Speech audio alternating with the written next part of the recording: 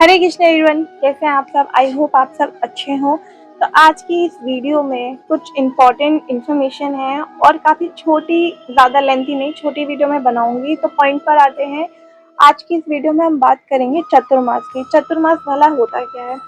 चतुर मतलब चार और मास मतलब मंथ।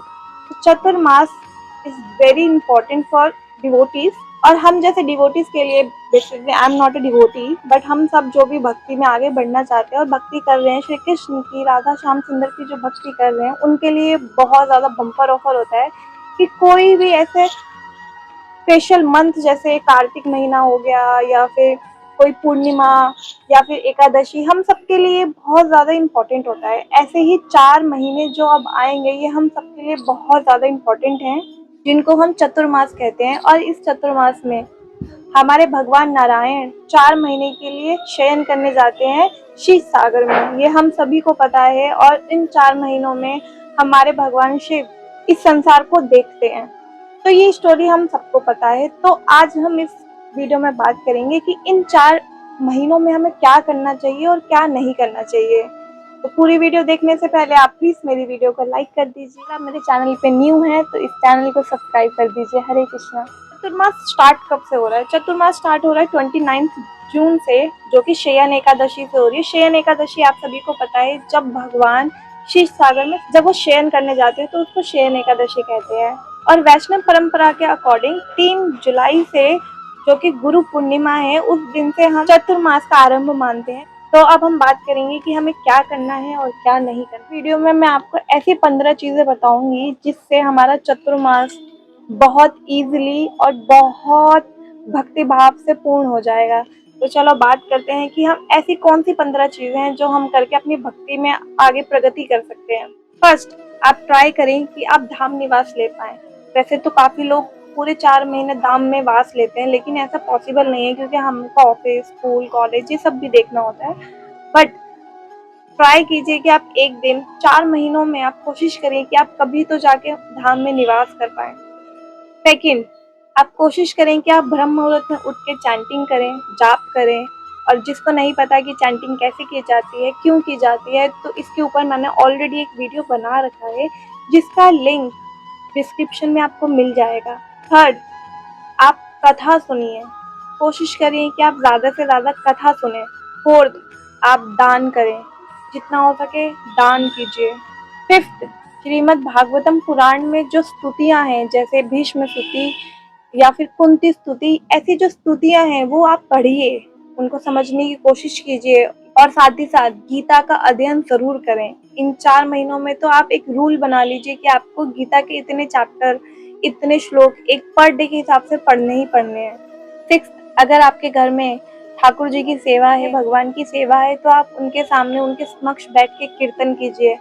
कोशिश करें कि आप समय निकाल के भगवान के सामने उनके लिए कीर्तन करें, भजन करें। नहीं आता, आवाज अच्छी नहीं है, नहीं आता, कोई दिक्कत नहीं है, आप ट्राई कीजिए, क्योंकि भगवान भाव देखता है। इस चीज का आप ध्यान रखें कि भगवान भाव देखता है। आप अपने मन से, प्रेम से भगवान के लिए कीर्तन कीजिए। भगवान आपके सुर नहीं, आपके भाव देखेगा। सेवेंथ, इन 4 महीनों में जितनी एकादशी आएंगी, कोशिश करिए कि आप उन एकादशी को निर्जल एकादशी रखें। थोड़ा मुश्किल हो जाता है, बट आप कोशिश कर सकते हैं। जरूरी नहीं है आपको जबरदस्ती रखना है, आपकी तबीयत खराब हो जाए ऐसा भी मत कीजिए। आपसे जितना हो पाए आप उतना कीजिए। अगर आपकी हेल्थ इश्यूज हैं, अगर आपकी मेडिसिन इश्यूज हैं, तो आप मत कीजिए। कहीं आपको लगे कि मैं कह रही हूँ तो आपको करना है, नहीं। आपकी जितनी कथा है आप उतनी ही कथा कीजिए, ये कहावत है। तो आपकी बॉडी अगर आपको अलाउ कर रही है, अगर आप कर पा रहे हैं, तो ही आप कीजिए, क्योंकि एज आई सेड, भगवान भाव देखता है। एट्थ, दीपदान दीजिए। जरूरी नहीं है कार्तिक के महीने में ही आपको दीपदान देना है। आप अपने घर में तुलसी महारानी के, हमारे पीछे ही तुलसी महारानी है, तुलसी महारानी जी के सामने दीपदान दीजिए, उनकी सेवा कीजिए और एक निश्चित दंडवत दीजिए। मतलब आप भगवान के सामने एक संकल्प लीजिए कि मैं 4 महीने तक भगवान को 11 दंडवत दूंगा रोजाना नियम से। अगर आपका शरीर अलाउ करे तो, ये नहीं है कि आपकी तबीयत खराब है, आप बेड रेस्ट पे और आप दंडवत देने चल दिए, नहीं, आपकी अगर बॉडी अलाउ कर रही है तो ही आप ये सब चीजें कर सकते हैं। 9th, वैष्णव सेवा साधु संग, ये तो हमें करना ही करना है। अगर हमें भक्ति में आगे जाना है तो हमें भगवान की सेवा के साथ साथ वैष्णवों की, संतों की सेवा तो करनी ही करनी है। 10th, ब्रह्मचार्य का पालन करना है इन 4 महीनों में, तन से और मन से, दोनों से। आपका चित्त भी शुद्ध होना चाहिए, आपका तन भी शुद्ध होना चाहिए इन 4 महीनों में। 11th, सोना थोड़ा कम कर दीजिए और कोशिश कीजिए कि आप जमीन पे सोएं। देखिए, अभी हेल्थ इसमें बहुत मैटर करती है। अगर आप जमीन पे, फर्श पे नहीं सो सकते तो आप मत सोइए, बट अगर आपकी बॉडी अलाउ कर रही है तो आप सो सकते हैं। मैंने काफी लोगों को देखा है कि वह लोग जमीन पे सोते हैं क्योंकि उनका भाव ये होता है कि भगवान अपना घर छोड़ के शीश सागर में गए हैं, तो हम कैसे बेड पे सो सकते हैं, हम कैसे कम्फर्ट लाइफ जी सकते हैं। तो ये भी एक भाव होता है।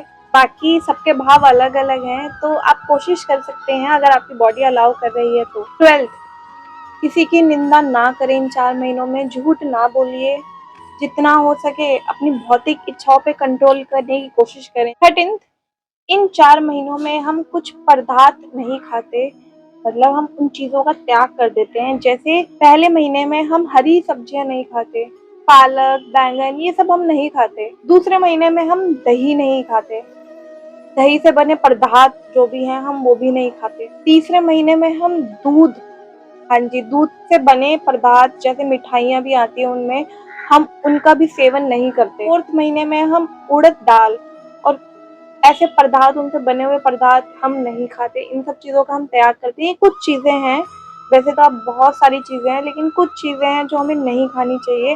अब बात आती है कि इन 4 महीनों में बहुत सारे फेस्टिवल्स भी होते हैं। हमारे मेन फेस्टिवल जैसे कि जन्माष्टमी इन्हीं 4 महीनों में आती है, दशहरा भी इन्हीं 4 महीनों में आता है, दिवाली, बहुत सारे फेस्टिवल्स होते हैं, उन सब में ये सब चीज़ों का यूज़ होता ही होता है। तो देखिए, इन चीज़ों को तो हमें त्यागना ही है, किंतु हम भगवान का भोग लगा प्रसाद नहीं त्याग सकते।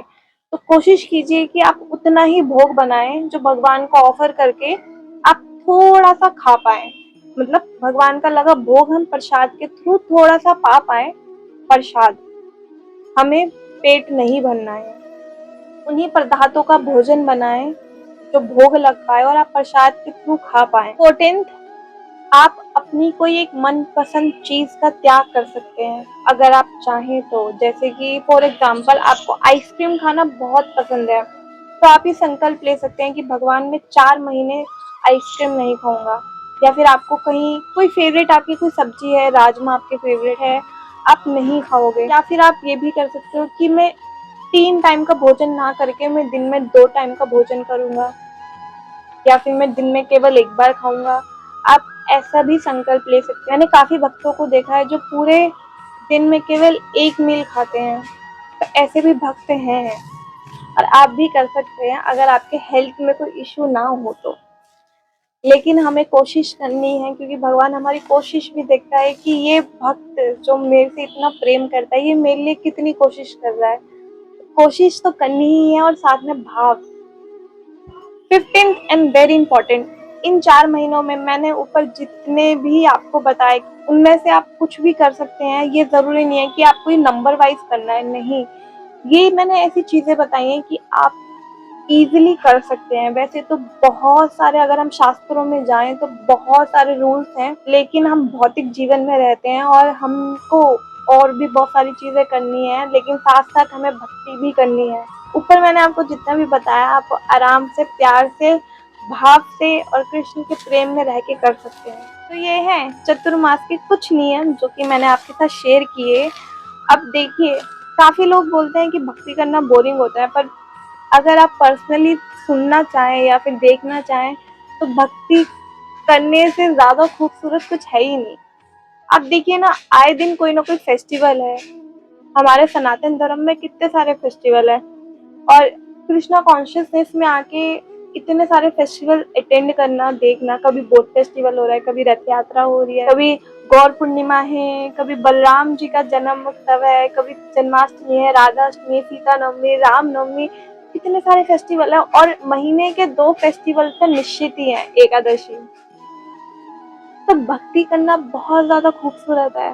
जो भी लोग आपको बोलते हैं ना कि भक्ति बोरिंग है एंड ऑल, तो मुझे नहीं लगता कि उन्होंने कभी एक्चुअली में भक्ति के बारे में सुना होगा या फिर देखा होगा। भक्तों के संग रहकर कृष्ण भक्ति को एंजॉय करना इट्स वेरी रेयर, और वही एक्चुअली में सर्वोत्तम प्रेम है।